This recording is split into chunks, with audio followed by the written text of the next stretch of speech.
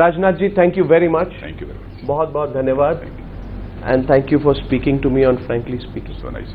ये 2 साल में सिर्फ दूसरी बार मौका मिल रहा है आपसे बात करने के लिए। जी हाँ। आप इंटरव्यू क्यों नहीं देते आजकल? नहीं, जब आवश्यक होता है इंटरव्यू मैं देता हूँ। ऐसा नहीं है कि बिल्कुल इंटरव्यू नहीं देता हूँ।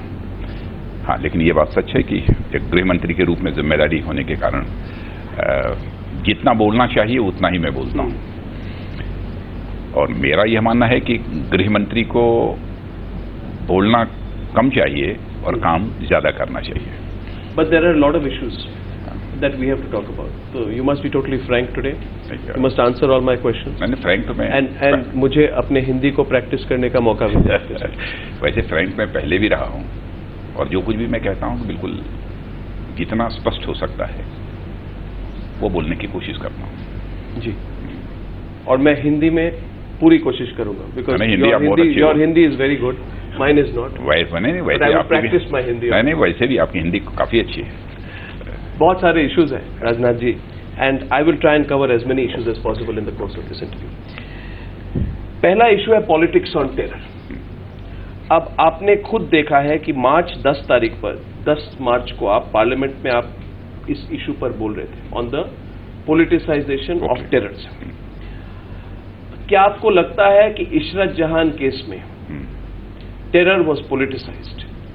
क्योंकि टाइम्स नाउ ने एक्सपोज किया था किस तरह से चिदम्बरम जी ने, जब वो होम मिनिस्टर थे, उन्होंने फाइल नोटिंग्स पे साइन की थी जिस पर कहा गया था कि इशरत जहान लश्कर-ए-तोयबा ऑपरेटिव हैं, और उसके बावजूद उनके गवर्नमेंट की पॉलिसी बाद में कुछ और हो गई, चेंज हो गई थी। तो आपको क्या लगता है कि इशरत जहान केस में नेशनल सिक्योरिटी कॉम्प्रोमाइज की गई थी पिछले सरकार? मैं मानता हूं कि प्राइमा फेसिया जो कुछ भी मुझे देखने को मिला है, जो भी डॉक्यूमेंट्स वगैरह भी देखने को मिले हैं, उससे लगता है कि कहीं ना कहीं थोड़ा पॉलिटिसाइज करने की कोशिश तो हुई है इसमें कहीं दो मत नहीं है। कुछ ऐसे डॉक्यूमेंट्स जो होने चाहिए थे फाइल में वह इस समय उपलब्ध नहीं है, इसलिए पार्लियामेंट में भी मैंने कहा था कि उसकी मैं जांच करा रहा हूं और उसके लिए ऑलरेडी मैंने एक कमेटी बना रखी है, और मैं समझता हूं कि कुछ ही समय के बाद उस कमेटी की रिपोर्ट आ जाएगी, तब मैं स्पष्ट रूप से देश को बतला सकूंगा कि इसमें कहां क्या क्या किया गया है। मगर आपने उस स्पीच में जो आप 10 मार्च को बोल रहे थे पार्लियामेंट में, आपने कहा कि मैं इंटरनल इंक्वायरी करूंगा इस बात पर भी कि कई मिसिंग डॉक्यूमेंट्स थे। हाँ, इशरत जहान केस में आपने बोला था 2 चिट्ठियां थी, उस समय के होम सेक्रेटरी जो है जीके पिल्लाई ने अटॉर्नी जनरल को लिखा गया था जो मिला नहीं था, और एक ड्राफ्ट थी सेकंड एफिडेविट की जिसमें होम मिनिस्टर ने चेंजेस किए थे, वो भी मिले नहीं थे। क्या आपको लगता है कि ये कागज ऐसे ही गुम हो सकते हैं? Can these papers just go missing? देखिए, ऑलरेडी मैंने इस पर इंक्वायरी सेटअप कर दी है, इसलिए इंक्वायरी कमेटी की रिपोर्ट आने के पहले मेरे द्वारा कुछ कहा जाना उचित नहीं होगा, इसलिए बेहतर ये होगा कि हमें इंक्वायरी जो हो रही है उसकी रिपोर्ट की प्रतीक्षा करनी चाहिए। पहले first position of the government is that Ishrat जहान इज अ लश्कर-ए-तोयबा टेररिस्ट, और उसके बाद उसी पोजीशन पर चेंज हो जाए, मैंने यही तो आश्चर्य, सरकार चेंज हो जाए, यही तो आश्चर्य मुझे भी है। और जो भी पेपर्स इस समय मिसिंग हैं उन्हीं पेपर्स की तलाश करने के लिए ही तो हमने कमेटी बनाई है,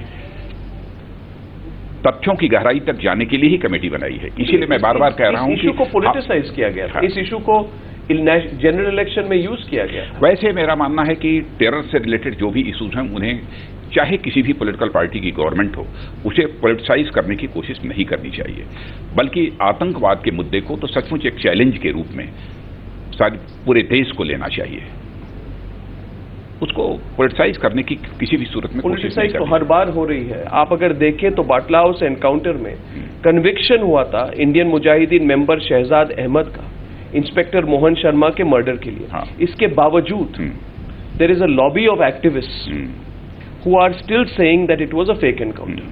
दिग्विजय सिंह कांग्रेस पार्टी के अब भी कहते हैं कि उनको लगता है फेक एनकाउंटर। बहुत ही अनफॉर्चुनेट है कि टेरर जैसे इशू पर भी लोग पॉलिटिक्स करते हैं। जैसा मैंने पहले कहा कि टेरर जैसे इशू को तो सचमुच एक मेजर चैलेंज बनना चाहिए इस कंट्री के लिए, और सभी को एकजुट होकर इस टेररिज्म जैसे चैलेंज का मुकाबला करने की जरूरत है, यह मैं महसूस करता हूं। और मैं समझता हूं कि टेरर जैसे इशू को इसलिए लोग पॉलिटिसाइज करने की कोशिश करते हैं ताकि पोलराइजेशन की पॉलिटिक्स की जा सके। हमारा यह मानना है, हेल्दी पॉलिटिक्स का यह तकाजा भी है कि पॉलिटिक्स केवल गवर्नमेंट बनाने के लिए नहीं होनी चाहिए। पॉलिटिक्स होनी चाहिए तो नेशन बिल्डिंग के लिए होनी चाहिए, देश बनाने के लिए पॉलिटिक्स होनी चाहिए। और वे ही लोग इस प्रकार के पोलराइजेशन की कोशिश करते हैं जो कि सचमुच केवल सरकार बनाने के लिए राजनीति करते हैं, लेकिन जो देश बनाने के लिए राजनीति करेगा वो कभी भी ऐसे इश्यूज को जो कि इस देश के लिए एक मेजर चैलेंज है, बड़ी चुनौती है, उसको पॉलिटिसाइज करने की कोशिश नहीं करेगा। बस सिर्फ पॉलिटिकल पार्टीज तो नहीं है, कई और ग्रुप्स हैं, एनजीओज हैं, दूसरे लोग हैं, इंडिपेंडेंट लोग हैं, राइटर्स हैं, सब लोग ये कहते हैं। एक लॉबी सी बन गई है। इशरत जहान केस आप देखें या बाटला हाउस एनकाउंटर देखें, या फिर यही लोग थे जिन्होंने कहा इंडियन मुजाहिदीन जैसी कोई संस्था या टेररिस्ट ग्रुप है ही नहीं। तो क्या आपको लगता है एक्सीडेंटल है राजनाथ जी कि एक लॉबी इस देश में काम कर रही है, देखिए से कवर दे रही है? मैं किसी भी पॉसिबिलिटी को रूल आउट नहीं मैं करता हूं, लेकिन मेरा एक सुझाव है सब, और सुझाव के साथ साथ मेरी अपील भी है कि टेरर हो, इंसर्जेंसी हो, ऐसे जो सारे इश्यूज हैं जो कि देश की सिक्योरिटी से रिलेटेड है, उनको किसी भी सूरत में पॉलिटिसाइज करने की कोशिश नहीं करनी चाहिए, अथवा किसी भी सूरत में उसको डिमिन करने की भी कोशिश नहीं करनी चाहिए। राजनाथ सिंह जी, आपने प्रीवियस गवर्नमेंट से आपने अक्यूज किया उनको कि वो कम्युनल कलर देते हैं। ये राइट विंग जो है, जो कहा जाता है कथाकथित सैफरन टेरर केसेस को लेकर, उस पर आप पे भी इल्जाम है कि आप भी कई यू टर्न्स और फ्लिप फ्लॉप्स करते हैं। आप क्या मानते हैं कि आपने कई यू टर्न्स किए हैं, कई फ्लिप फ्लॉप्स किए हैं? एक्यूजेशन है आपके खिलाफ कि जो लोग हैं जिनके राष्ट्रीय स्वयंसेवक संघ के साथ किसी तरह के भी लिंक हो, उनको बचाने के लिए आपने पिछले 2 साल में कई बार कोशिश की है। यह आरोप पूरी तरह से बेबुनियाद है और निराधार है, और मैं पहले ही कह चुका हूं कि हम लोगों की पॉलिटिक्स केवल गवर्नमेंट बनाने के लिए नहीं होती है, देश बनाने के लिए होती है। और जो यह कहा जाता है कि किसी को बचाने के लिए हमने कोई कोशिश की हो, मेरी जानकारी में ऐसी कोई बात नहीं है। मगर अगर एनआईए के आप टेन्योर में देखें तो एनआईए ने आपके टेन्योर में मुंबई के कोर्ट को कहा कि it is oppose to the discharge of 9 Muslim men in the 2006 Malegaon case. ये पूरा फ्लिप फ्लॉप है।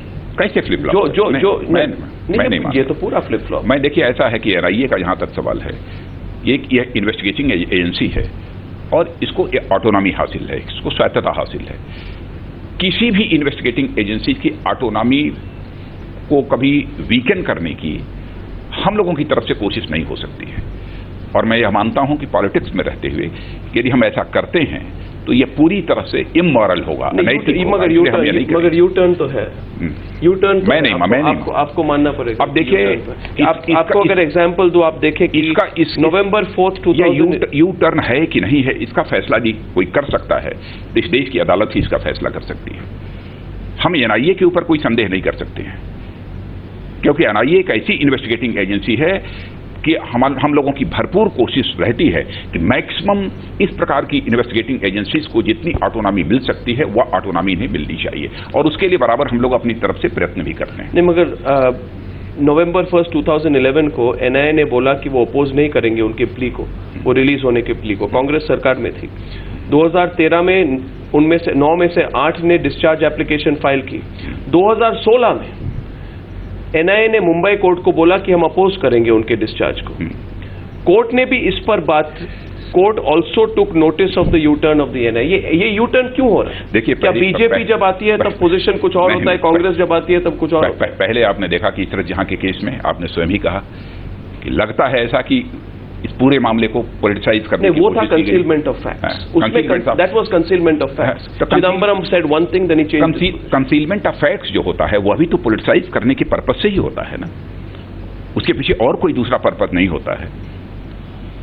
तो अब जब इस हमारी गवर्नमेंट आई, और गवर्नमेंट आने के बाद जब हमारी एनआईए जो कि मानी जानी इन्वेस्टिगेटिंग एजेंसी है इस देश की, जब उसको भरोसा हो गया कि कम से कम यह गवर्नमेंट हमारे जांच संबंधित मामलों में कोई हस्तक्षेप नहीं करेगी, तो एनआईए को जो कुछ भी करना था। आप तो ये मानते हैं कि पिछले सरकार ने हस्तक्षेप की थी, that there was a concealment of facts? अब इस संबंध में यदि कोई जवाब दे सकता है तो एनआईए ही इसका जवाब दे सकती है, जो कि पहले भी इसका इन्वेस्टिगेशन कर रही थी और इस समय भी इन्वेस्टिगेशन कर रही है। मैं उसके बारे में कुछ नहीं कहना। चिदम्बरम जी की सिग्नेचर। अच्छा, दूसरी चीज एक ऑन कंसीलमेंट ऑफ फैक्ट्स, क्या आप मानते हैं कि इशरत जहां केस में कंसीलमेंट ऑफ फैक्ट्स हुई थी? डेविड कोलमैन हेडली ने हमारे इन्वेस्टिगेटर को कहा था कि इशरत जहां इज अ लश्कर-ए-तैयबा टेररिस्ट। कहा था। इसका एविडेंस था। ये लगता तो है कि कहीं न कहीं पर कंसीलमेंट ऑफ फैक्ट्स हुआ है। Isn't that a big crime? Isn't that a big crime? नहीं, ये निश्चित रूप से कंसीलमेंट ऑफ फैक्ट है, तो ये तो बिग क्राइम है, इसमें कहीं दो मत नहीं है। लेकिन मैंने कहा कि इस संबंध में जो कुछ भी फाइनली जजमेंट करना होगा वो तो कोर्ट ही करेगी, उसके बारे में मैं नहीं कुछ कहना चाहूंगा। तो आप फोन उठा के चिदम्बरम जी से बात करके क्यों नहीं कहते कि चिदम्बरम जी में आपने कंसीलमेंट ऑफ फैक्ट्स क्यों की? It was against the national. मैं समझता हूं कि मुझे बात करने की कोई आवश्यकता नहीं। पर आर यू नॉट डिसअपॉइंटेड? सारा का सारा मामला तो कोर्ट में जाना ही है और कोर्ट को जो फैसला करना होगा वो कोर्ट फैसला और अगर जरूरी पड़ेगा तो आप तब के गृह मंत्री को भी आपके इसमें डालना पड़ेगा। मैं कुछ नहीं कह सकता इसके संबंध में, जो कुछ भी कहना होगा एनआईए कहेगी और एनआईए मगर फ्री हैंड है एनआईए को फ्री हैंड है। मैंने कहा फुल फ्लेज्ड ऑटोनॉमी है इन्वेस्टिगेटिंग एजेंसीज को, हम कहीं से भी कोई नहीं, मगर एनआईए को यह भी कहना पड़ेगा। और मैं ये भी स्पष्ट कर देना चाहता हूं पूरे देश को कि हम इस प्रकार की इन्वेस्टिगेटिंग एजेंसीज को की ऑटोनॉमी को कम करने का और डिमिन करने का, उसे कमजोर करने का यह अपराध किसी भी सूरत में नहीं करता, मगर अगर और सरकार की कीमत पर नहीं करता। अगर सच बोलना पड़े, क्योंकि हम लोग देश के लिए पॉलिटिक्स करते हैं। अगर सच बोलना पड़े और कोर्ट के सामने एनआईए को सच बोलना पड़े तो फिर एनआईए को यह भी कहना पड़ेगा कि तब के जो गृह मंत्री थे उन्होंने मतलब उनके हस्ताक्षर थे जब उन्होंने कहा था कि इशरत जहां टेररिस्ट है। बाद में पोजीशन जब बदली तो सरकार ने बदला, सेक्रेटरी ने बदला, मगर मंत्री ने भी पोजीशन बदला। इसलिए मंत्री की भी कोई रिस्पॉन्सिबिलिटी होती है कि नहीं राजनाथ जी? एनआईए जो सच होगा वही एनआईए को अदालत के सामने बोलना चाहिए, और मेरा विश्वास है कि जो सच होगा उसी को एनआईए अदालत के सामने बोलेगी। यू टर्न आप नहीं मानते। मैं और एक एग्जांपल देना चाहता हूं। आप अभी एनआईए जो स्वामी असीमानंद का समझौता ब्लास्ट केस है, स्वामी असीमानंद के नाम पे जो समझौता ब्लास्ट केस है, उसमें एनआईए ने बेल प्ले अपोज क्यों नहीं किया? पोजीशन क्यों चेंज कर? इसका जवाब तो एनआईए दे सकती है ना। इसका जवाब एनआईए तो आप कंट्रोल करते हैं, और एनआईए तो आप कंट्रोल करते हैं राजनाथ। ये नहीं कंट्रोल करने का, मैंने कहा ना कि फुल फ्लेज्ड ऑटोनॉमी हम लोगों ने एनआईए को दे रखी है। हम इस देश के साथ खिलवाड़ नहीं कर सकते हैं। मैं बार बार इस बात को दोहरा रहा हूं। हम लोग ऑपोजिशन नहीं मानती, हम लोग एनजीओज नहीं मानते हैं, कई व्यक्ति माने अथवा न माने, अथवा न माने, कुछ वैल्यूज के आधार पर ही हम अपनी गवर्नमेंट को चलाना चाहते हैं, कुछ वैल्यूज के आधार पर ही हम पॉलिटिक्स करते हैं। हम वैल्यूज को दरकिनार करके हम पॉलिटिक्स करना पसंद नहीं करेंगे। इससे बेहतर तो होगा कि हम और अपना कोई दूसरा काम। पोजीशन क्यों बदला जाता है? मैं आपको समझौता केस में एग्जाम्पल देना चाहता हूं। जो समझौता केस था, जो ब्लास्ट थे, उसमें सारा जो इनिशियल इन्वेस्टिगेशन था, जिन लोगों पर एविडेंस पाया गया, जिनको ट्रैक किया गया, it was found that all those people, जितने लोग थे उनके कई सारे लोगों के लश्कर-ए-तैयबा के साथ लिंक थे। तो फिर समझौता केस बदल कैसे गया? और आज मैं ये पूछ रहा हूं क्योंकि आज आप अप्रैल में आपने एनआईए को पाकिस्तान एंगल इन्वेस्टिगेट करने के लिए आपने एक टीम भेजी है यूनाइटेड स्टेट्स में, आपको पता होगा। प्राइम अक्यूज लोग इंडिया में हैं। तो ये मुझे आप जितने लोग ये प्रोग्राम देख रहे हैं उनको प्लीज राजनाथ जी समझाइए कि कांग्रेस सरकार कह रही थी कि समझौता ब्लास्ट जिसने किया वो सब they are all from India, they are Indians with an Indian angle and this is saffron terrorism, and your government is saying that it was carried out by Pakistan and we are now going to go to the US and investigate the Pakistan angle. मैं आपको बतलाना चाहूंगा What explains this U-turn? जिन लोगों ने इस terror को colour देने की कोशिश की और इसे सैफरन टेरर भारत में कहा था, उन्हीं लोगों ने बाद में संसद में अपने स्टेटमेंट को विथड्रॉ किया था। इस हकीकत को भी हमको समझना चाहिए। इसलिए उनकी बातों पर आप कैसे यकीन कर लेंगे? और मैं बार बार कह रहा हूं कि मैं यह मानकर चलता हूं कि एनआईए ने जो कुछ भी किया होगा वो सही किया होगा, और इसलिए मेरा कॉन्फिडेंस है कि एनआईए की ऑटोनॉमी में हम कहीं भी हस्तक्षेप नहीं करते हैं। बट राजनाथ जी, ये बहुत सीरियस केस है ये समझौता इसकी सीरियसनेस को मैं समझ रहा हूं, वेरी सीरियस, और इसकी सीरियसनेस का मुझे एहसास भी है। इसलिए जो कुछ भी मैं बोल रहा हूं सोच समझ कर बोल, क्योंकि अगर मैं देखूं जो न्यूज रिपोर्ट्स आए हैं तो एनआईए जो अमेरिका गई है वो वहां पे जो लश्कर ए तोयबा के फाइनेंसियर है, जो मनी बैग्स है, जो पैसा उनके लिए इकट्ठा करते हैं, आरिफ कसमानी, उनके रोल को इन्वेस्टिगेट करने गए हैं। और वहां पे जो अमेरिका के अथॉरिटीज है वो कह रहे हैं कसमानी का जो रोल था समझौता ब्लास्ट में, इसको इन्वेस्टिगेट किया जाए। यानी कि आपकी सरकार मानती है कि समझौता ब्लास्ट में पाकिस्तान के लश्कर ए तोयबा की हाथ थी। क्या मैं इस पॉइंट तक, do you agree with me, up to this point do you agree with me? नहीं, एनआईए के इन्वेस्टिगेशन में ये सब सारी चीजें आती हैं, तो हमारे न मानने का और दूसरा कारण कोई नहीं हो सकता है, मैं भी मानूंगा। तो फिर पाकिस्तान एंगल दबाया क्यों गया? तो फिर पाकिस्तान का एंगल किसने दबाया? पिछली सरकार ने नहीं करना चाहिए, मैं पहले ही मैं कह चुका। मगर किया तो आप मानते हैं उन्होंने किया? नहीं, एनआईए की रिपोर्ट में जो कुछ भी बातें आएंगी उसी आधार पर हम भी अपनी ओपिनियन बनाएंगे ना। नहीं, मगर आप जो देख रहे हैं, जो फैक्ट्स आ रहे हैं, उसमें तो एविडेंट है कि पाकिस्तान का जो कहीं न कहीं मैं ऐसा महसूस करता हूं कि चाहे टेरर हो, चाहे इंसर्जेंसी हो, इन सब सारे इश्यूज पर कभी कभी थोड़ा बहुत पोलिटिसाइज करने की लोगों के द्वारा कोशिश की जाती है। ये तो पोलिटिसाइज नहीं है, ये तो पाकिस्तान के रोल को दबाने की कोशिश है। अगर कल कोई ये कहे कि 26/11 में लश्कर ए तोयबा का हाथ नहीं था, नहीं, ये ऐसा है तो बहुत ही अनफॉर्चुनेट है, ऐसा है तो बहुत ही अनफॉर्चुनेट है। आपको कोई डाउट है कि वैसा है?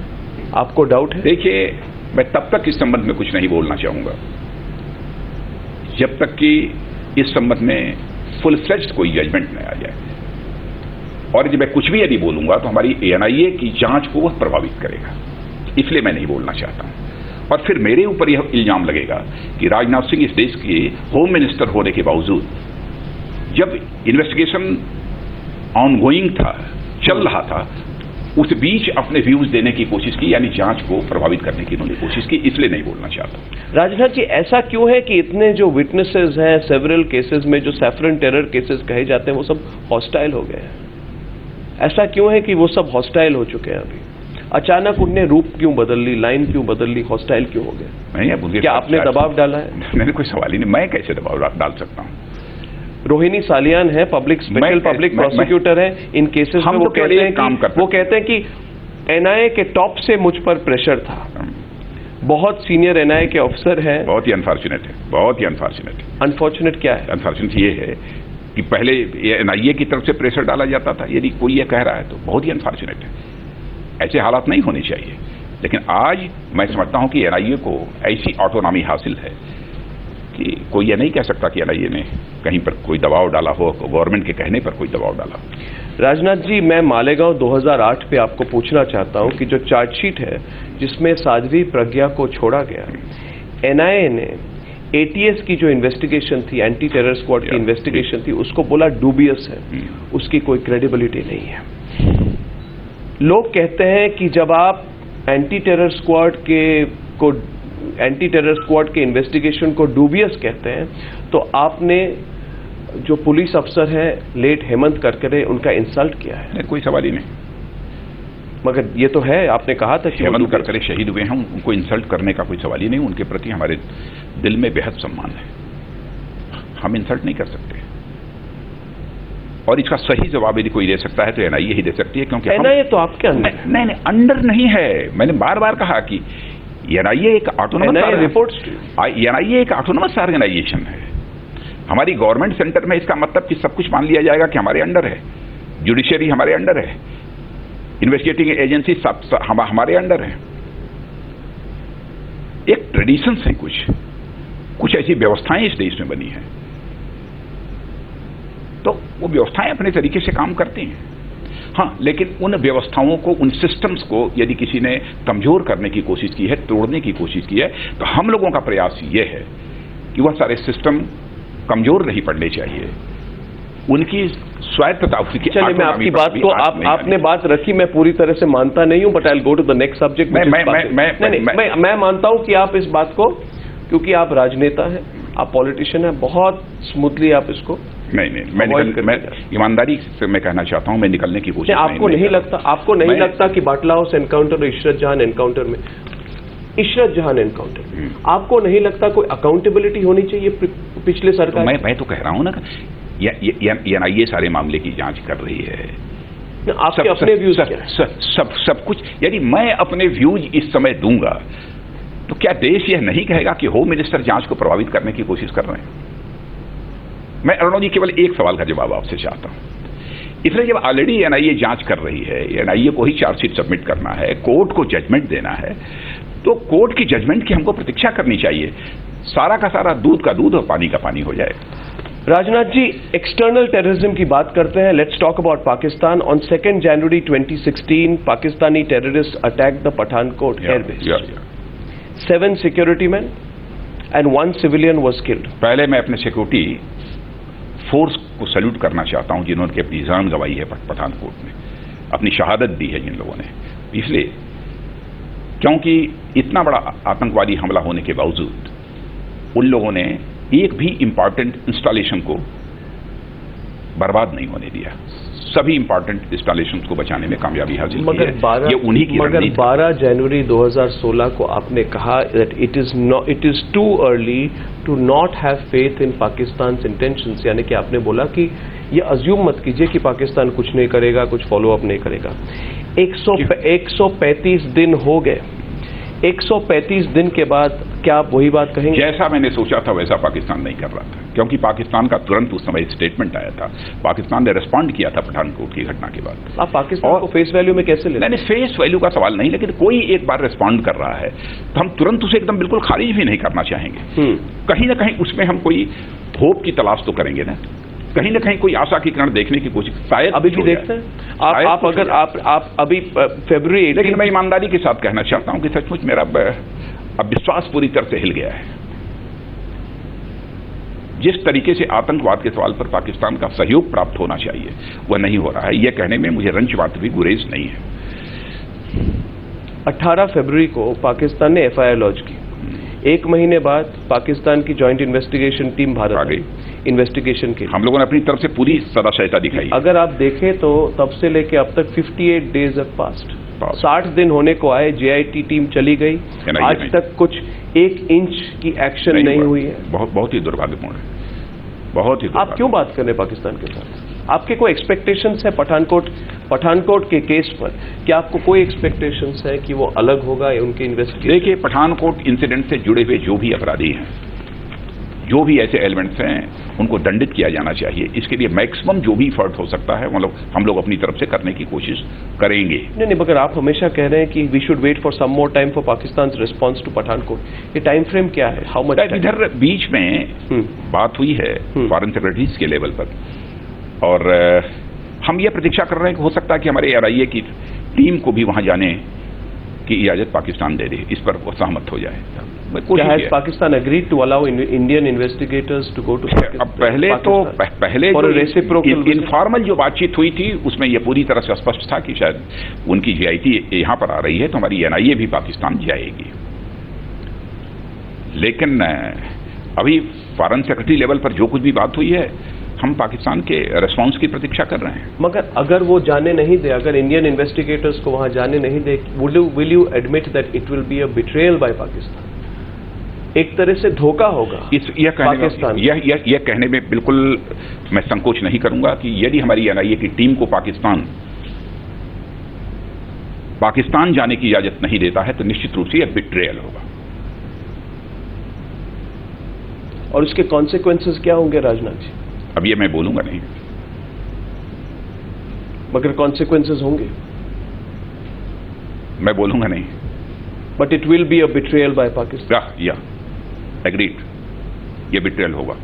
And you saying they should not betray India, they should allow our investigators to go to. Of course they should allow. Let's see if they do. अब तक तो कोई इंडिकेशन नहीं है। क्या आपको फ्रैंकली एक सवाल पूछूं, कोई डिसएग्रीमेंट थी गवर्नमेंट में पाकिस्तान के जॉइंट इन्वेस्टिगेशन टीम को पठानकोट एयरबेस में एक्सेस देने? कोई डिसएग्रीमेंट नहीं, थोड़ी सी असहमति सरकार के अंदर, मंत्रियों के अंदर, आपके एनएसए प्रधानमंत्री किसी के बीच में कोई डिसएग्रीमेंट? तिल भर नहीं था। तो फिर आपने क्यों कहा कि आपको इंफॉर्मेशन मीडिया के थ्रू मिली थी? क्या? आपने बोला था कि आपको JIT के विजिट के बारे में मीडिया के थ्रू पता चला था। नहीं, आप देश के गृह मंत्री है, कैसा हो सकता है कि आपको पता नहीं था? नहीं, ऐसा नहीं, ऐसा नहीं। ये कहां से आई, कैसे रिपोर्ट आई, हम कह नहीं सकते इसके बारे में, मुझे देखना होगा। क्योंकि प्रिंसिपली जब बात ये तय हो गई थी, वो तो जानकारी मुझे थी। हो सकता है कि उसके आने की सूचना किस तारीख को आ रहे हैं, क्या आ रहे हैं, ये आ रहे हैं, इसके बारे में, लेकिन प्रिंसिपली यह तो सहमति बन गई थी।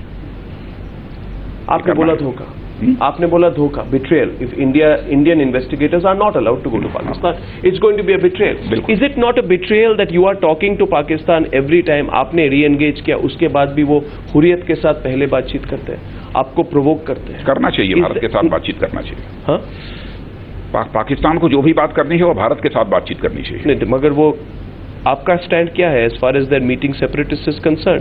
क्योंकि मार्च 24 को सारे हुर्रियत लीडर्स सैयद अली शाह गिलानी, मिरवाइज उमर फारूक सब जाके पाकिस्तान हाई कमिश्नर से मिल रहे थे। आपको पता है कि वो पाकिस्तान उसके बाद बोलता है कि because Kashmir is part of a composite dialogue we have to talk to the Hurriyat. क्या वो धोखा नहीं है कि एक तरह से वो कहते हैं हम आप हमारे साथ री एंगेज कीजिए, प्रधानमंत्री खुद जाते हैं, स्टॉप ओवर करते हैं पाकिस्तान में, और उसके बाद हमारे प्रधानमंत्री जी को पाकिस्तान के प्रति जितनी भी दरियादिली दिखानी चाहिए, दोस्ती के जिस सीमा तक हाथ बढ़ाने चाहिए, उससे भी आगे बढ़कर उन्होंने अपना हाथ बढ़ाया है। और मैं समझता हूं कि पाकिस्तान को जिस तरीके से रिस्पॉन्ड करना चाहिए था, उस तरीके से रिस्पॉन्ड नहीं किया है। इसे भी मैं बहुत ही अनफॉर्चुनेट मानता हूं। नहीं, आपने बोला है कि we want good relations with all countries, we want good relations with Pakistan, but not at the cost of the country's pride, dignity and self respect. Rajnath Singh ji, 2 high level meetings देख चुके हैं हम पाकिस्तान के साथ पठानकोट इंसिडेंट के बाद। ऐसा क्यों? पठानकोट इंसिडेंट हो गया, मगर हाई लेवल मीटिंग्स अभी भी चल रहे हैं। We are not seeing any signs of the talks being called off. आपने बोला धोखा होगा अगर वो इंडियन इन्वेस्टिगेटर्स को नहीं जाने देंगे। वो अभी भी हुर्रियत के साथ बात कर रहे हैं। मैं जानना चाहता हूं कि रेड लाइन क्या है, कौन से रेड लाइन को क्रॉस करने के बाद आप पाकिस्तान के साथ टॉक्स बंद करेंगे? देखिए, रेड लाइन का जहां तक सवाल है, जब रेड लाइन होगी तब देश को उसकी बात की जानकारी हो जाएगी। लेकिन भारत अपनी तरफ से अपने इफर्ट्स में कोई कमी नहीं रहने देना चाहता कि पाकिस्तान हो, बांग्लादेश हो, नेपाल हो, भूटान हो, श्रीलंका हो, ये सब सारे कंट्रीज जो हमारे पड़ोसी देश हैं, इनके साथ हमारे बहुत ही कॉर्डियल रिलेशंस हों, बहुत ही बेहतर रिश्ते हों। इसके लिए तो हम बराबर अपनी तरफ से कोशिश करते रहें। मगर अगर पाकिस्तान हमारे यदि सारी सीमाएं पार कर जाएंगी तो उसके बाद तो ये हमारे इन्वेस्टिगेटर्स को पाकिस्तान अगर नहीं जाने दिया जाए, उनके लोगों को इंटेरोगेट नहीं करने का मौका मिले, क्योंकि हमने उनको इनवाइट करके उनको एक्सेस दी हमारे एयरबेस में, अगर उस तरह का धोखा पाकिस्तान करे तो क्या वो रेड लाइन के पास आ रहे होंगे या फिर रेड लाइन क्रॉस कर रहे होंगे? अब इस संबंध में कुछ नहीं कहना चाहूंगा, लेकिन बस इतना मैं पहले भी मैं कह चुका हूं कि यदि हमारी NIA के टीम को जाने की वहां इजाजत नहीं देते हैं तो यह बिट्रेयल होगा। मैं समझता हूं इस पर इतना ही स्टेटमेंट पर्याप्त होगा। आईसिस के बारे में पूछना चाहता हूं आपको। Almost on a fortnightly basis हर हफ्ते, हर 2 हफ्ते हम देखते हैं कि जम्मू और कश्मीर में आईसिस फ्लैग्स लोग वेव कुछ ही नहीं गिरे एलिमेंट्स हैं जिनके द्वारा किस प्रकार आप उसको डाउन प्ले क्यों कर रहे हैं? आप डाउन प्ले क्यों कर रहे हैं? मैं डाउन प्ले नहीं कर रहा हूं, मैं डाउन प्ले नहीं कर रहा हूं। जहां भी थोड़ा बहुत भी रेडिकलाइजेशन हुआ है उस पर जो कार्रवाई होनी चाहिए हम लोगों ने कार्रवाई की है। लेकिन ISIS के बारे में मेरा एक परसेप्शन है कि भारत का जहां तक सवाल है, भारत में ISIS ये अपना प्रभाव नहीं बना पाएगा, क्योंकि हमको अपने देश के मुसलमानों के ऊपर पूरा भरोसा है, विश्वास है, क्योंकि जिस भारत की कल्चर और भारत की ट्रेडिशंस में वह रचे बसे हैं, वह किसी भी सूरत में ISIS जिस प्रकार की एक्टिविटीज करता है उसकी इजाजत कम से कम भारत में नहीं लेंगे। मैं आपके सारे जितने आपके कमेंट्स है आईसिस पर और आईसिस वीडियो पर, वो अगर मैं देखूं तो कंसिस्टेंसी आपके कमेंट्स पर। आपने 24 मई को बोला, आपको पूछा गया ISIS वीडियो के बारे में, आपने बोला there is no threat from ISIS। 21 मई को भी आपने बोला this kind of propaganda keep on coming, ISIS और whoever is propagating these things are trying to influence the minds of people। मगर Rajnath ji, I would like to politely, consistency है हमारे state, आपके स्टेटमेंट्स पे कंसिस्टेंसी है, मगर मैं आपके स्टेटमेंट से पूरा सहमत नहीं हूं और वो आपके सामने रखना चाहता हूं कि क्यों नहीं हो, क्योंकि रिसेंटली आपने देखा होगा जो ISIS की डॉक्यूमेंट्री थी उसमें इंडियंस ही नहीं थे, भारतीय थे, भारतीयों को ले जाया गया, उनको इंपॉर्टेंट पोजीशंस पे रखा गया है, वो रिक्रूटमेंट शुरू कर रहे हैं, वो डायरेक्टली थ्रेटन कर रहे हैं। आप कह रहे हैं कि इंडियन यूथ रेडिकलाइज नहीं होगी, मगर एक तो बढ़ती हुई प्रेजेंस तो है ना, संख्या तो बढ़ रही है, जितने लोग ISIS जा रहे हैं, जिस तरह के स्टेटमेंट, नहीं कोई बहुत बड़ी संख्या हो रही है। As the home minister why downplaying, बहुत गिने चुने लोग हैं, गिने चुने, वो संख्या कोई बड़ी संख्या नहीं है। और 125 करोड़ की पॉपुलेशन के देश में यदि 10, 20, 25 लोग इधर उधर होते हैं तो इसके कारण यह नहीं माना जाएगा कि सारा देश उससे प्रभावित हो गया या सारे देश में उस ऑर्गेनाइजेशन का प्रभाव हो गया, ऐसा नहीं माना जाएगा। जम्मू और कश्मीर में क्या आपको कॉम्प्रोमाइज करना पड़ रहा है? Are you having to compromise in Jammu and Kashmir because of your alliance with the PDP? हमें जम्मू और अपने कश्मीरी बंधुओं के लिए यदि कोई कंप्रोमाइज भी यदि करना पड़ता है उनसे और किसी से नहीं, अपने कोर फिलॉसफी से, नहीं फिलॉसफी अपने प्रिंसिपल्स। कौन सी हमारी प्रिंसिपल क्या है? हमारी कोर फिलॉसफी तो यही है ना, जम्मू कश्मीर भारत का इंटीग्रल पार्ट था, भारत का इंटीग्रल पार्ट है और भारत का इंटीग्रल पार्ट रहेगा। इससे हम कहाँ कंप्रोमाइज कर रहे हैं? मुझे लगता है कि आपके और PDP के बीच में बहुत बहुत डिफरेंस है। नहीं है, पहले भी थे, हकीकत तो यही है कि नहीं है, बिल्कुल मुफ्ती मोहम्मद सैयद के समय में भी थे और अभी महबूबा मुफ्ती के समय में भी है। नहीं, बिल्कुल नहीं है। आपको 2 एग्जांपल दूं आप? हाँ, दे सकते हैं। आप तो डिसएग्री कर रहे हैं, मैं जो भी पूछ रहा हूं आपको आज आप डिसएग्री। क्या करें? अब जो सच्चाई है वही ना बोलूंगा अरुण जी, करें क्या, हमारी भी मजबूरी है। तथ्य रखूं आपके सामने? हाँ बिल्कुल, तथ्य मैं चाहता हूं कि रखिए। तो 2 एग्जाम्पल्स है। पहली बात यह है कि आपने पहले टॉक्स पाकिस्तान के साथ कॉल ऑफ कर दिए थे जब आपकी PDP के साथ कोई रिलेशनशिप, पॉलिटिकल अलायंस नहीं थी। आपने कॉल ऑफ किए थे और लोगों ने पूछा आपने कॉल ऑफ क्यों किया? आपने बोला क्योंकि पाकिस्तान हाई कमिश्नर हुर्रियत के साथ बातचीत कर रहे थे। उस समय आपका पोजीशन कुछ और था। एक्सटर्नल अफेयर्स मिनिस्ट्री ने का ये स्टेटमेंट था ना, शायद वही होगा जी ना, वही उसी का। मैं 2014 18 अगस्त की बात कर रहा हूं। हाँ, तो समय समय पर कोई डिसीजंस गवर्नमेंट को लेने आपकी पोजीशन तब टफ थी पाकिस्तान को लेकर। PDP के साथ आपने जब से हाथ बढ़ाई तो आप लगा कि पाकिस्तान पॉलिसी भी इफेक्ट। देखिए, ऐसा होता है समय के डिप्लोमेसी का तकाजा है कि यदि हमको लगा कि नहीं पाकिस्तान अपनी पॉलिसीज को कुछ सॉफ्टन करने की कोशिश कर रहा है अथवा कुछ चाहता है, थोड़ा हाथ बढ़ाने की कोशिश कर रहा है, तो हम लोग भी अपने को सॉफ्टन करते हैं। नहीं, मगर आपका पोजीशन था नो टॉक्स विद टेरर। आपका पोजीशन था नो टॉक्स विद टेरर। प्रधानमंत्री ने मुझे इंटरव्यू में कहा था बंदूक और बारूद के साथ बातचीत हो सकती है। ये आपकी पोजीशन थी।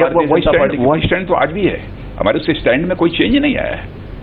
बम भी चल रहे हैं, बंदूक भी चल रहे हैं। Both can never go together. ये पहले भी हमारा स्टैंड था और आज भी। But we are continuing to talk to them. No.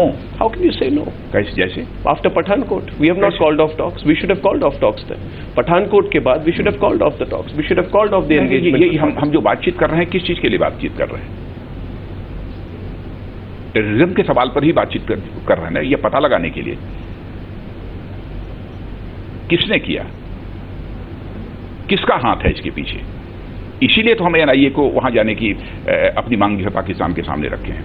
क्या हमारी टीम आपके पास जानी चाहिए आपके देश में इन्वेस्टिगेशन के लिए? क्या इसके लिए भी हम बातचीत नहीं कर सकते? समय सीमा तो रहेगी, उसमें कोई समय सीमा तो रहेगी। राजनाथ जी 1 महीना, 2 महीना, 3 महीना आप बोल तो दें आज की एक लिमिट होती है जिसके अंदर पाकिस्तान को रिस्पॉन्ड करना पड़ेगा। अगर वो बिट्रे कर रहे हैं तो कह दे भारत को कि हम बिट्रेल कर रहे हैं, हम आपकी टीम को आने नहीं देंगे। देखिए, बहुत सारे डिप्लोमेटिक जो ये सब सारे डायलॉग्स होते हैं अथवा जो डिप्लोमेटिक एक्टिविटीज जो होती हैं उसके बारे में कुछ एकदम सीधा टाइम फ्रेम नहीं बताया जा सकता कि महीने भर में हो जाएगा, 15 दिन में हो जाएगा, 10 दिन में हो जाएगा। ऐसा कुछ बताना बहुत ही कठिन है। मगर मैंने जो आपको पूछा कि आपके और PDP के बीच में बहुत ही वाइड डिफरेंस ऑफ ओपिनियन है।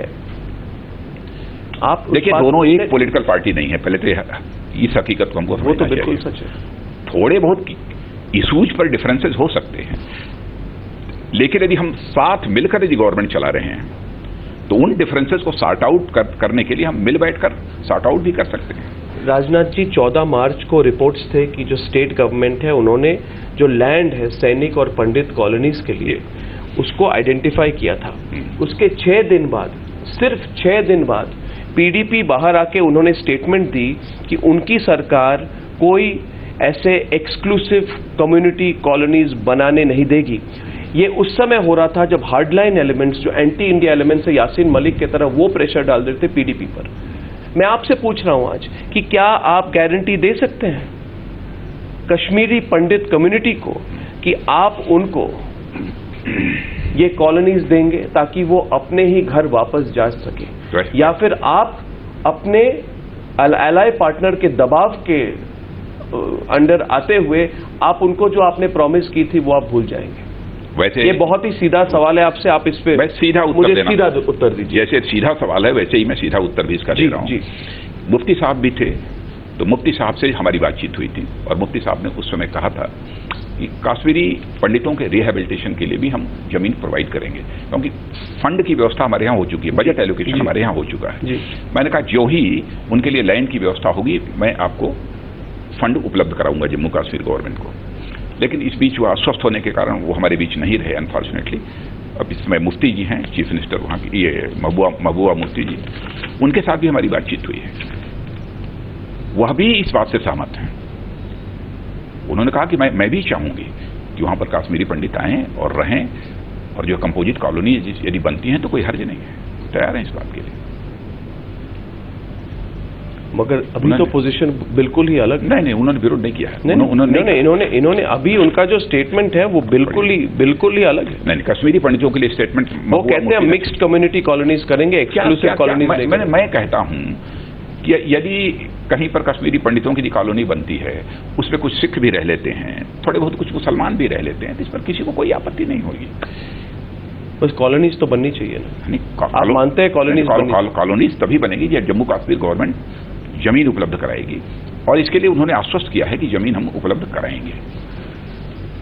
राजनाथ जी पॉलिटिक्स पर आए, और उत्तर प्रदेश के बारे में पूछने से पहले मैं पूछना चाहूंगा, do you regret the position that you took in Uttarakhand? इतना बड़ा मिस्टेक आपने कैसे किया? आप एडमिट करेंगे आज कि आपने एक ड्यूली इलेक्टेड सरकार को ओवरथ्रो करने की कोशिश की, राष्ट्रपति शासन लगाने की कोशिश की, जो कोऑपरेटिव फेडरलिज्म का कॉन्सेप्ट था, जो आप कहते थे कि आप इस बात को मानते हैं, आपने उसको तोड़ मरोड़ कर आपने अपने आप को क्रिटिसिज्म के लिए खुलकर रखा। सुप्रीम कोर्ट ने फ्लोर टेस्ट ऑर्डर की, कांग्रेस पार्टी के नंबर्स थे। आपने एक जो कहते हैं अंग्रेजी में, हिंदी में मैं नहीं जानता हूं, आप ट्रांसलेशन आप मुझे बताएं, self goal. Why did you do the self goal in Uttarakhand? Duly elected government को यदि कोई भी ओवरथ्रो करने की कोशिश करता है, कोई भी गवर्नमेंट यदि ओवरथ्रो करने की कोशिश करता है, तो इसे मैं पूरी तरह से इमोरल मानता हूं। बट आपने, और इमोरल ही आपने मानता हूं, बल्कि इसे मैं क्राइम मानता हूं। आपने क्या, आपके सरकार ने? उत्तराखंड में जो कुछ भी हुआ है वह कांग्रेस का अपने अंदर का संकट था, वह इंटरनल क्राइसिस जो इंजीनियर्ड बाय यू, आपने देखा कि एप्रोप्रिएशन बिल पर किस तरीके से कांग्रेस के एमएलएज ने हाउस में ही खड़े होकर अपनी गवर्नमेंट का विरोध किया है। यह जो क्राइसिस पैदा हुई उत्तराखंड में, वह तो कांग्रेस के अंदरूनी कलह के कारण पैदा हुई है, वह भारतीय जनता पार्टी के कारण नहीं हुई है। अब मुझे आश्चर्य होता है कि भारतीय जनता पार्टी को क्यों लांछित किया जा रहा है। भारतीय जनता पार्टी को उससे क्या लेना देना? और इस हकीकत को हम समझते हैं कि जब हमारे साथ मेजॉरिटी नहीं है तो हम गवर्नमेंट कैसे बनाएंगे? कोशिश क्यों की फिर? प्रेसिडेंट रूल क्यों लगाए? बिल्कुल नहीं। एक दिन और रुक जाते आप, एक दिन रुक जाते। आपको जल्दी क्या थी? नहीं, जैसी परिस्थितियां थी, वहां के गवर्नर की जो रिपोर्ट आई, उस रिपोर्ट के आधार पर जो कैबिनेट ने फैसला किया। क्या इंपैक्ट तो था आपकी क्रेडिबिलिटी पर? इंपैक्ट हो? नहीं, मैं ऐसा नहीं मानता। देखिए, कभी कभी किसी के असेसमेंट पर हो सकता है, लेकिन क्रेडिबिलिटी पर क्वेश्चन मार्क कोई नहीं लगा। अभी आपके हमारा असेसमेंट कुछ है, आपका असेसमेंट कुछ हो सकता है, लेकिन जहां तक गवर्नमेंट की क्रेडिबिलिटी, यही तो सबसे बड़ी हमारी पूंजी है 2 वर्षों की। 2 वर्षों की सबसे बड़ी हमारी पूंजी, सबसे बड़ी कैपिटल जिसे मैं मानता हूं कि कॉमन मासेस में मोदी जी लेड इस एनडीए गवर्नमेंट की क्रेडिबिलिटी बढ़ी है। इस गवर्नमेंट के प्रति लोगों के अंदर एक सेंस ऑफ कॉन्फिडेंस पैदा हुआ है। और इसके पहले बहुत सारी सरकारें चली हैं। अटल जी की गवर्नमेंट थी, अटल जी की गवर्नमेंट में भी एक जो पॉलिटिक्स में एक क्राइसिस ऑफ क्रेडिबिलिटी का सिलसिला चला आ रहा था, वह क्राइसिस ऑफ क्रेडिबिलिटी का सिलसिला समाप्त हुआ था, और अटल जी प्रधानमंत्री थे, उनके प्रति भी एक भरोसा, उनकी गवर्नमेंट के प्रति भरोसा और विश्वास पैदा हुआ। और हमारे मोदी जी के लीडरशिप में जो इस समय गवर्नमेंट चल रही है, इसके प्रति भी एक विश्वास और भरोसा लोगों के अंदर पैदा हुआ। क्यों पैदा हुआ प्रणव जी, मैं उसको भी बताना चाहता हूं। 2 साल का समय गुजर गया मोदी जी की गवर्नमेंट के, 6 साल का अटल बिहारी वाजपेयी जी की गवर्नमेंट का समय गुजर गया। एक भी करप्शन के चार्जेस गवर्नमेंट में नहीं लगे हैं, किसी के ऊपर नहीं लगे। नंबर 1। नंबर 2 ललित गेट कहां क्या निकला उससे? क्या हुआ? कहने की क्या आपने एक्शन नहीं ओवरली एक्शन क्या लें? कोई आधार होना चाहिए एक्शन लेने के लिए। कैसे प्रोप्राइटी क्या किसे कहते हैं? उसको भी डिफाइन करना पड़ेगा आपको। किसे प्रोप्राइटी कहते हैं उसे भी डिफाइन करना। आप कांग्रेस से प्रोप्राइटी मांगते थे क्या? किस बात की? किस पर बताइए ना, जिस पर मांगी हो और उस पर कांग्रेस का अपराध सिद्ध न हुआ हो। मैं तो चुनौती देता हूं, कांग्रेस यदि सिद्ध करना चाहती है तो इस मामले में भी जिन इश्यूज हमारे मिनिस्टर का, हमारी गवर्नमेंट का क्या अपराध है उसे सिद्ध तो करें। मगर जो मामले थे कांग्रेस के खिलाफ, वो कांग्रेस के खिलाफ जो चार्जेस थे कांग्रेस लीडर्स के खिलाफ, वो कोर्ट से होके कोर्ट ने अप्रूव और कन्विक्ट करने के बाद तो रेजिग्नेशंस नहीं आई थी। रेजिग्नेशंस आपने मांगी थी कोर्ट प्रोसेस के पहले। तो आपको भी मौका था इस बार। वसुंधरा राजे, सुषमा स्वराज को हमारे पास सारे फैक्ट्स थे। उन फैक्ट्स के आधार पर हम लोगों ने रेजिग्नेशन मांगा था और आपने देखा कि कोर्ट में भी जब मामला गया तो जो कुछ भी हम लोगों ने कहा था वही सच निकला। उस पर तो मेरे और आपके बीच में टोटल डिफरेंस ऑफ ओपिनियन है। कैसे बताइए? स्टोरी तो हमने ब्रेक की थी, इसलिए मैं अग्री नहीं कर सकता। मैं आपको इसके लिए बधाई भी देना चाहता हूं और धन्यवाद भी देता हूं कि आपने जो कुछ भी किया है नेशनल इंटरेस्ट में आपने किया है। आपने अपनी मीडिया की पब्लिसिटी के लिए नहीं किया है बल्कि नेशन के इंटरेस्ट में किया है, इसलिए मैं आपको कांग्रेचुलेट करता हूं। राजनाथ जी, लास्ट ईयर अगस्त 2015 में कई सारे राइटर्स और इंटेलेक्चुअल्स, बाद में सेलिब्रिटीज भी थे, उन्होंने अपने, आप हंस क्यों रहे हैं? आप सवाल तो मुझे पूछने दें। बहुत डिबेट हो चुकी है पार्लियामेंट में भी, आज भी थोड़ी सी डिबेट हो जाए। राजनाथ जी, कई लोगों ने अपने अवार्ड्स रिटर्न किए थे, उन्होंने बोला था there is growing intolerance in India under your government. I remember in the Lok Sabha, I think on the 2nd of December 2015, you made a speech in the Lok Sabha, and you invited all these people who were called the Award Wapsi Brigade. आपने बोला the whole Award Wapsi Brigade can come for a dialogue with me and speak to me. You extended my olive branch. बिल्कुल। Do you believe it was a politically motivated campaign? Do you believe that it was a politically motivated campaign? इस संभावना को भी नकारा नहीं जा सकता है, इसको मैं इस रूप में मैं कहना चाहूंगा। लेकिन यदि जो इंटेलेक्चुअल्स हैं, इंटेलेक्चुअल्स यदि चाहते हैं गवर्नमेंट के साथ यदि बातचीत करना, तो मैंने कहा कि हमारी गवर्नमेंट सदैव उनसे बातचीत करने के लिए तैयार है, आज भी बातचीत करने के लिए तैयार है। लेकिन आपने देखा कि इंटॉलरेंस की जो बात चली थी उसकी हवा कितनी जल्दी निकल गई। यदि इसमें कुछ दम रहा होता तो मैं समझता हूं कि इंटॉलरेंस को लेकर आज भी देश में चर्चा चलती होती।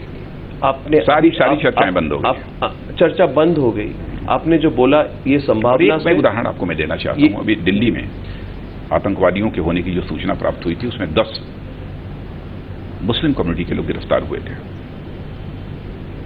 शायद मैं समझता हूं कि ये पहली बार ऐसा हुआ होगा। मैंने पुलिस को ये इंस्ट्रक्शन दिया था कि यह सावधानी बरतना कि इसमें निरपराध कोई नहीं होना चाहिए, इसलिए पूरी तरह से उसकी छानबीन करने के बाद ही उनको कस्टडी में लिया जाना चाहिए, उनको बिहाइंड बार किया जाना चाहिए। आपने देखा 10 में 7 लोग छोड़ दिए गए, केवल 3 बिहाइंड बार किए गए। माने ऐसा नहीं है कि बल्कि एक जो आ गए सबको उठाकर बिहाइंड बार कर दो। हम जो भी निर्णय ले रहे हैं वो सोच समझ कर निर्णय ले रहे हैं। कास्ट, क्रीड और रिलीजन के बेसिस पर हम कोई फैसले न पहले किए हैं, न आज कर रहे हैं, न भविष्य में करेंगे, क्योंकि हमारे लिए देश सर्वोपरि है।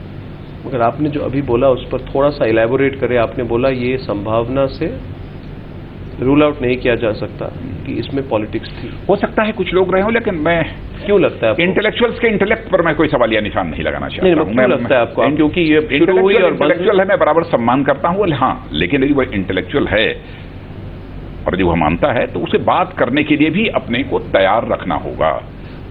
और इसीलिए कि शायद मैं आमंत्रित कर रहा हूं, इंटेलेक्चुअल्स आएंगे और मुझसे बातचीत करेंगे। मैंने अपना स्टेटमेंट दिया था। राजनाथ जी, एक परसेप्शन बहुत बड़ी चीज होती है, और एक परसेप्शन तो है, जरूर है, और इस बात पर सवाल हम भी पूछते हैं कि जो कम्युनल रिमार्क्स किए जाते हैं आपके पार्टी के लोगों से, और आप ये होने क्यों दे रहे हैं? 2 साल हो गए आपके सरकार के। ये सब इश्यूज तब भी उठी थी जब जनवरी 2014, फरवरी 2014 इलेक्शन के रनअप में ये जो कहे जाते हैं हॉट हेड्स, कुछ भी बोल देते हैं, ऐसी चीजें बोलते हैं जिससे हिंदू मुस्लिम टेंशन बढ़े।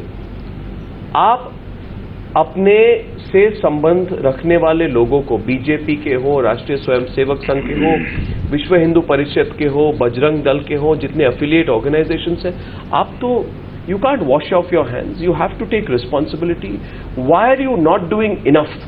And this is a genuine complaint that people have, because it affects not just your government's image, this affects the image of the country. Why are you not doing enough to keep these people under control? मैं आपको याद दिलाना चाहता हूं, जब उस समय कुछ स्टेटमेंट्स इधर उधर के आए थे, तो उसमें प्रधानमंत्री जी से हमारी बातचीत हुई थी, और उसके बाद मैंने एक स्टेटमेंट दिया था, और उसमें मैंने कहा था कि इस प्रकार की बयानबाजी से लोगों को बचना चाहिए, भविष्य में इस प्रकार की बयानबाजी नहीं होनी चाहिए। और यदि कोई बयान दे भी देता है तो यह कहकर नहीं बच सकता है कि हमने अनजाने में बयान दे दिया, अथवा इसके लिए कोई एक्सक्यूज नहीं दे सकता है। यह बात भी मैंने उस समय कही थी। फिर अच्छा, दूसरी, हर पॉलिटिकल पार्टी में 1, 2, 4 लोग होते हैं जो इधर उधर की बयानबाजी करते हैं। क्या समाजवादी पार्टी में नहीं है? उससे ये कोई जवाब तो नहीं। हाँ? ये this is not a good explanation. No, this is not a good explanation. लेकिन जो कुछ भी उनसे बातचीत करना, उनको कहना, उनको डांटना, फटकारना, जो कुछ भी होता है वो होता ही है हमारे यहाँ, और शायद पब्लिकली हमारा स्टेटमेंट से बड़ी बात और कुछ नहीं हो सकती है। आप महेश शर्मा के कमेंट्स आपने देखे थे दादरी के बाद, जब उन्होंने बोला था you can kill other animals, mutton, people don't react, but when you name cow we have linked cow with a mother. And doctor Mahesh Sharma ने अपने स्टेटमेंट को बाद में क्लैरिफाई भी किया था। साक्षी महाराज के कमेंट्स आपने देखे होंगे, ये भी बोला था उन्होंने, after all they are people linked to your party. कहते हैं the concept of 4 wives and 40 children does not work in India. It is high time that every Hindu woman must produce at least 4 children to protect the Hindu religion. Show cause notice दी थी, मगर comments तो continue है। Show cause notice थी। उस संबंध में जो कुछ भी कहना चाहिए उस समय मैं स्टेटमेंट देकर मैं बोल चुका हूं, और जो भी मैसेज देना चाहिए वो मैसेज मैं दे चुका हूं। योगी आदित्यनाथ आपके पार्टी के प्रमुख नेता हैं, वहां पे उत्तर प्रदेश कैंपेन में कहते हैं if the Muslim population continues to increase at the same rate there will be a situation of population imbalance. After 50 years we may repeat the unfortunate tragedies like division of the country and migration of Hindus and Sikhs from Kashmir. ये ऐसे statements आप allow क्यों करते हैं? सचमुच हिंदू और मुस्लिम के बीच दूरी पैदा करने का काम तो कांग्रेस ने 1916 में ही कर दिया था। मगर आप लखनऊ में कांग्रेस लोगों को आगे बढ़ाने दे रहे हैं, और सेपरेट कॉन्स्टिट्यूएंसी का फैसला उस कांग्रेस के अधिवेशन में 1916 में, लखनऊ के अधिवेशन में जब कांग्रेस ने किया था, उसी समय गड़बड़ किया था। नहीं होना चाहिए। बजरंग दल एक आर्म्स ट्रेनिंग कराती है, उसमें वो एयर गन, एयर राइफल के साथ टारगेट प्रैक्टिस कराती है। सब टीवी पे कैप्चर हो चुका है। दिखा रही है कि हम ये राइफल लेके लोगों को मार रहे हैं, और वो जो मॉक बैटल चल रहा है, जो वो क्रिएट कर रहे हैं, जिन लोगों को मारा है वो सब वहां पे स्कल कैप पहने हुए, यानी कि वो मुस्लिम समुदाय के लोग हैं। क्या ये सही है? क्या ये होना चाहिए?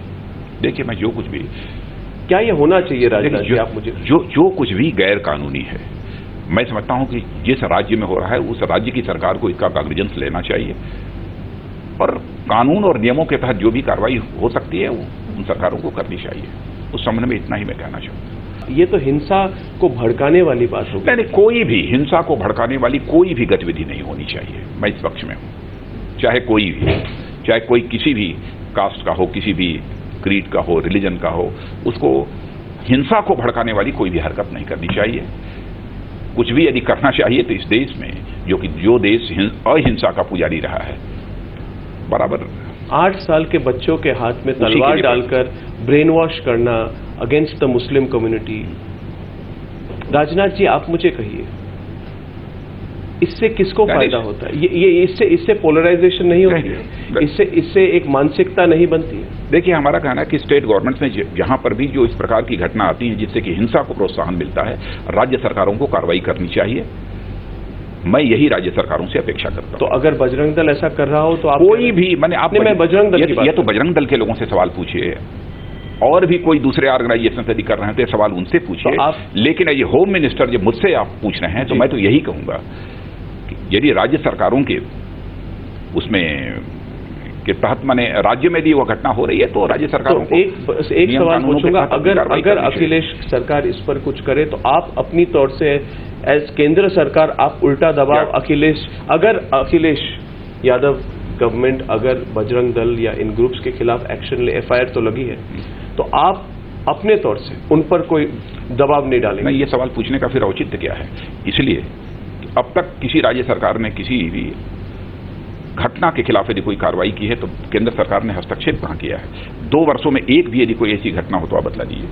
ये सवाल तो तब खड़ा होता है कि कहीं की राज्य सरकार यदि कोई किसी के विरुद्ध कार्रवाई कर रही हो और केंद्र सरकार ने उसमें हस्तक्षेप किया हो, तब तो यह सवाल खड़ा होता है। भारत की बर्बादी जैसे स्लोगन्स, जो लोग ऐसे स्लोगन्स करते हैं वो कहते हैं ये हमारी फ्रीडम ऑफ एक्सप्रेशन। इसको फ्रीडम ऑफ एक्सप्रेशन मैं नहीं मानता, इसे फ्रीडम ऑफ एक्सप्रेशन नहीं मानता। आपको क्रिटिसाइज इसे स्वीकार करने के लिए दूसरे गृह मंत्री की आवश्यकता होगी। राजनाथ जी आपको क्रिटिसाइज किया था उस समय लोगों ने, उन्होंने बोला कि मुझे क्रिटिसाइज कर लें, लेकिन भारत देश को क्रिटिसाइज नहीं करना चाहिए।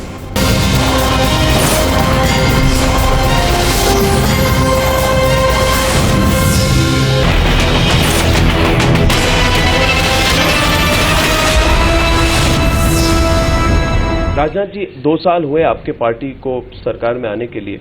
क्या आपको लगता है ये भारत माता की जय और ये बीफ कंट्रोवर्शियल कमेंट्स जो होते हैं बीफ पर, इससे आपकी जो सरकार की जो गवर्नेंस की एजेंडा है उससे थोड़ा सा डिस्ट्रैक्शन नहीं होता? क्या आपको नहीं लगता है कि ये शायद जरूरी नहीं है ऐसे कंट्रोवर्सीज? मैं समझता हूं कि ऐसे स्टेटमेंट से बचना चाहिए जिससे कि समाज में दूरी बढ़ती हो, समाज में कटुता पैदा होती हो। इस प्रकार के स्टेटमेंट से लोगों को बचना चाहिए। मैं यही सबसे अपील करना चाहूंगा और यही मेरा सबको विनम्र सुझाव भी है। फरवरी में जेएनयू में बहुत कंट्रोवर्सी हुई थी पूरे एक महीने के लिए। इस पर please I want you to tell me where you stand on it. You saw that there were some people जो स्लोगन उस समय कर रहे थे कि भारत की बर्बादी तक और क्या वगैरह, for the breaking up of India. उन्होंने अफजल गुरु को 2 शब्दों में कह देना चाहता हूं आपको अपना सेंटेंस पूरा होने के पहले जी, भारत की बर्बादी के जो नारे लगाएगा, भारत के तोड़ने के जो नारे लगाएगा, उसे किसी भी सूरत में बर्दाश्त नहीं करेंगे। और अफजल गुरु को अफजल गुरु को एक मार्टियर और एक हीरो की तरह प्रोजेक्ट करने की कोशिश करेंगे। कानून अपना काम करेगा, कानून काम करेगा। भारत में रहकर हम भारत को तोड़ने की बात करें, भारत विरोधी नारे लगाए, इससे बड़े दुर्भाग्य की और कोई बात नहीं हो सकती। क्या आपकी रिएक्शन उस समय ठीक थी? क्या आपको लगता है 100% सही थे, 100% करेक्ट। स्टूडेंट्स को अरेस्ट करना, ये मैंने अरेस्ट करने का मैंने नहीं कहा था। मैंने कहा कि क्यों भारत विरोधी नारे लग रहे हैं। मैंने नहीं कहा था कि अरेस्ट करके सबको बिहाइंड बार कर दो, ये तो पुलिस का काम है, मैं क्यों हस्तक्षेप करूं उसमें। मगर आर्ग्यूमेंट है कि भारत की बर्बादी को बोलने के लिए, भारत की बर्बादी जैसे स्लोगन्स, जो लोग ऐसे स्लोगन्स करते हैं वो कहते हैं ये हमारी फ्रीडम ऑफ एक्सप्रेशन। इसको फ्रीडम ऑफ एक्सप्रेशन मैं नहीं मानता, इसे फ्रीडम ऑफ एक्सप्रेशन नहीं मानता। भारत को तोड़ने की, भारत के बर्बाद करने के जो नारे लगाता है, तोड़ने के और बर्बाद करने की जो कोशिश करता है, उसे मैं फ्रीडम ऑफ एक्सप्रेशन अथवा फ्रीडम ऑफ एक्शन नहीं मानता हूं। मैं इसे स्वीकार नहीं करता हूं। आपको क्रिटिसाइज इसे स्वीकार करने के लिए दूसरे गृह मंत्री की आवश्यकता होगी। राजनाथ सिंह राजनाथ जी आपको क्रिटिसाइज किया था उस समय लोगों ने, उन्होंने बोला कि मुझे क्रिटिसाइज कर लें, लेकिन भारत देश को क्रिटिसाइज नहीं करना चाहिए। उन्होंने कहा था कि ये प्रूफ क्या है राजनाथ सिंह जी के पास कि जो लोग हैं जो प्रोटेस्ट कर रहे हैं उनका हाफिज सईद के साथ कोई लिंक है। मैं कुछ नहीं कहना चाहता हूं। दिल्ली पुलिस ने एफआईआर दर्ज की है, दिल्ली पुलिस अपनी कार्रवाई कर रही है, दिल्ली पुलिस को जो भी देखना होगा देगी। मगर आपकी जो पोजीशन थी उस पर आप बरकरार हैं, you are not changing your position on that very subject. इस संबंध में जो कुछ भी कहना है मैं पार्लियामेंट में बोल चुका हूं। राजनाथ जी, जो ये कैंपस पॉलिटिक्स की बात चल रही थी, हैदराबाद यूनिवर्सिटी में भी ऐसा सिचुएशन बन गया था रोहित वेमुला के सुइसाइड के बाद। क्या आपको लगता है कि उस समय सरकार ने एबीवीपी किसका समर्थन किया था उस केस में? इसमें हैदराबाद यूनिवर्सिटी में जो रोहित वेमुला के केस पर जो वहां पे टेंशन बनी थी, एक कंप्लेंट गई थी लेबर मिनिस्टर से जो आपके पार्टी के हैं, क्या सरकार ने उस समय एबीवीपी की सपोर्ट की? मेरी यहां तक जानकारी है कि जो कंप्लेंट प्राप्त हुई थी या जो लेटर प्राप्त हुआ था उसको हमारे एचआरडी मिनिस्टर ने शायद उस यूनिवर्सिटी को ही रिफर कर दिया था, जहां तक मुझे याद आ रहा है इस समय। सर इतना ही हुआ था, ये नहीं कहा था कि कोई हार्श एक्शन होना चाहिए या ये होना चाहिए वो होना चाहिए किसी को, ये हमारी जानकारी में नहीं है। अच्छा जी, उत्तर प्रदेश इलेक्शंस में जी आपका क्या रोल रहेगा? जो सभी राज्यों के चुनाव में रोल रहता है वही रहेगा। आप मुख्यमंत्री रह चुके हैं उत्तर प्रदेश से, आप you are one of the senior most leaders. Obviously you can't go back as chief minister of Uttar Pradesh, but what will your role B?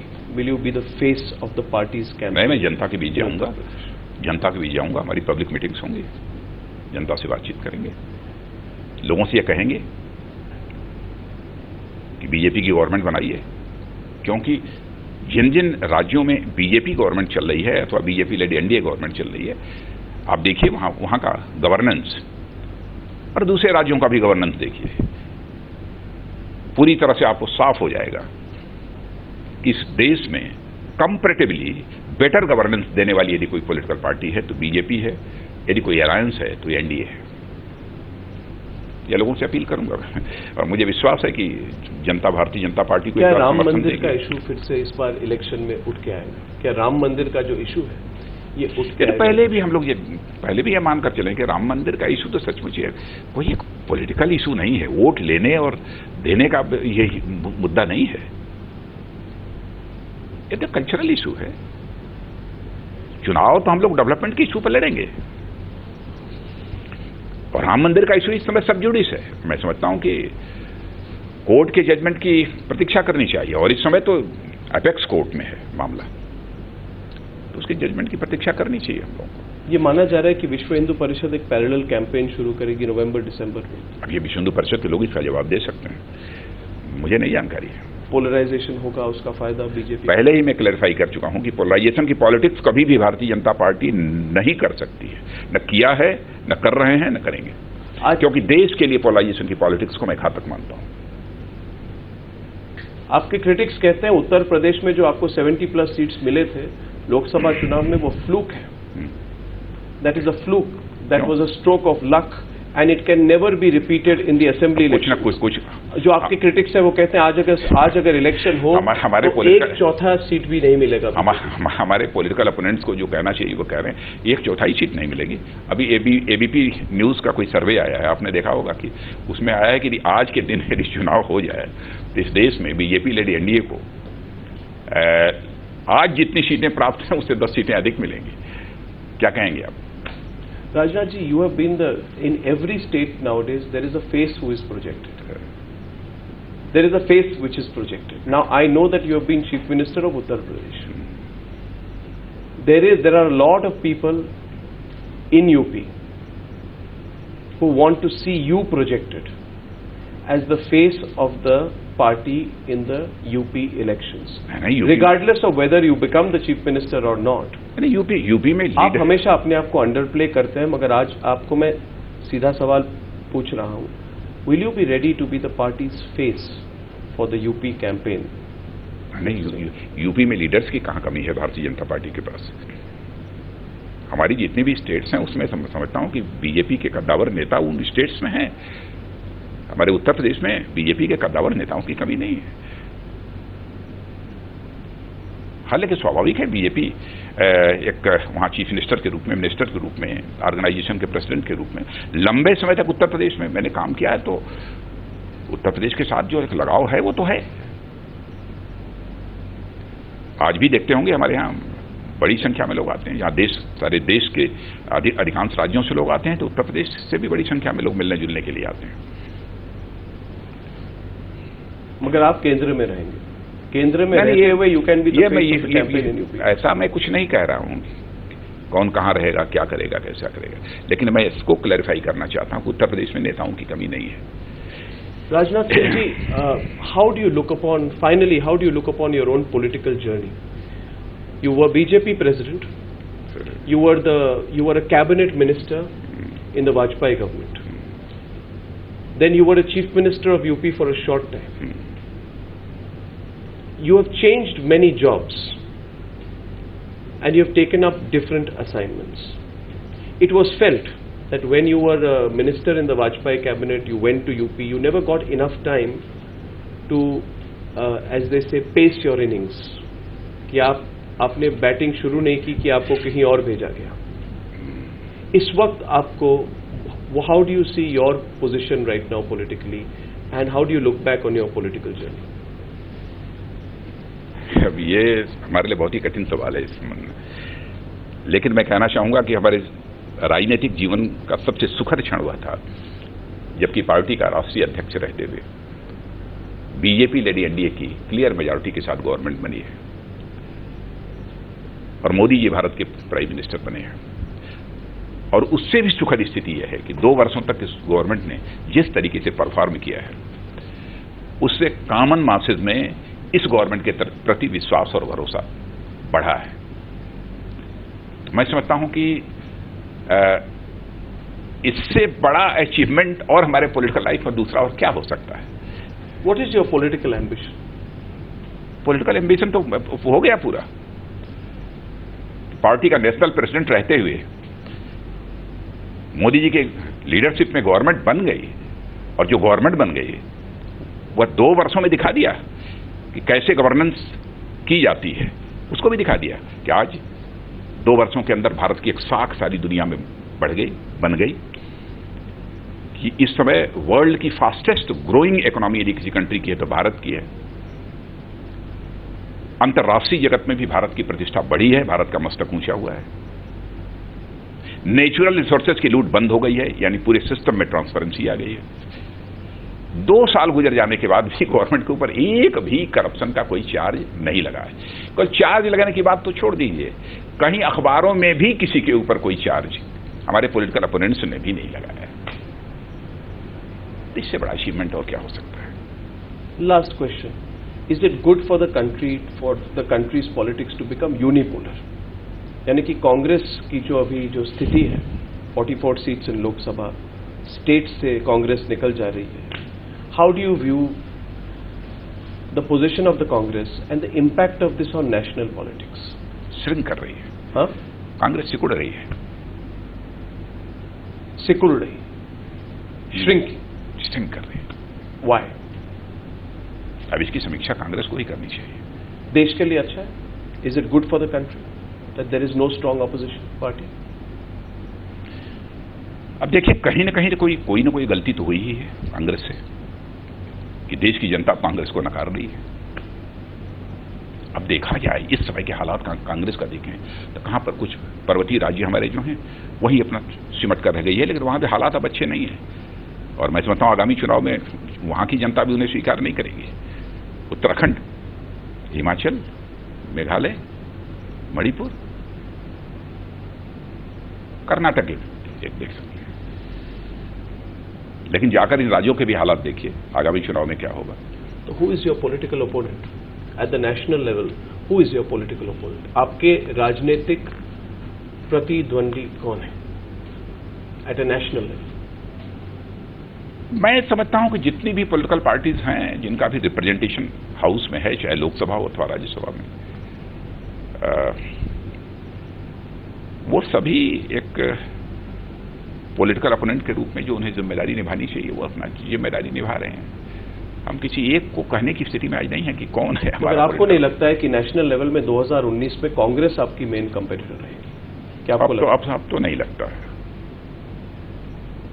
वो तो बहुत दूर की बात अब हो गई है।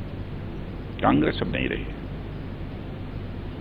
कांग्रेस अपना जनाधार पूरी तरह से खो चुकी है। सबसे बड़ा संकट कांग्रेस के साथ जो पैदा हुआ है और जिसके परिणाम स्वरूप उसका जनाधार सिकुड़ गया है और समाप्त होता जा रहा है, कांग्रेस के प्रति एक विश्वास का संकट पैदा हुआ है, क्राइसिस ऑफ क्रेडिबिलिटी कांग्रेस के साथ जो पैदा हुई है और धीरे धीरे पैदा हुई है।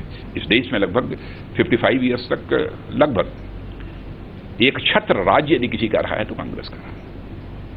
उसके बाद भी अपनी साख, अपनी विश्वसनीयता, अपने प्रति भरोसा यदि कांग्रेस नहीं पैदा कर पाई तो उसके लिए देश दोषी नहीं है, कांग्रेस के लोग ही दोषी हैं।